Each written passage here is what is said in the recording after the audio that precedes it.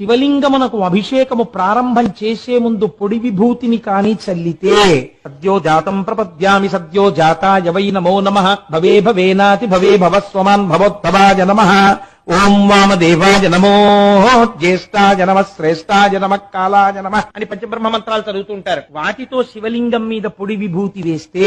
ఏ చెట్టు నుంచి ఎన్ని పువ్వులు కొయ్యాలో అన్ని పువ్వులను ఈ బ్రహ్మాండములో ఉన్న సమస్త వృక్షముల యొక్క పూలను కోసి తెచ్చి ఈశ్వరార్చన చేసినటువంటి ఫలితము పొడి భస్మతో అభిషేకమును ప్రారంభించినటువంటి వాడి ఖాతాలో వేసేస్తారు. భస్మకున్న గొప్పతనం. విభూతిని నీటిలో కలిపి ఆ విభూతితో నమ సోమాయ చ రుద్రాయ చ నమస్తామ్రాయ చ అరుణాయ చ నమ శంగాయ చ వసుపతయే చ నమ ఉగ్రాయ చ భీమాయ చ నమో అగ్రే వధాయ చ దూరే వధాయ చ నమో హంతే చ హనీయసే చ నమో వృక్షేభ్యో అంటూ అభిషేకం చేస్తే తెల్లటి విభూతి దార శివలింగం మించి కింద పడగానే ఈయన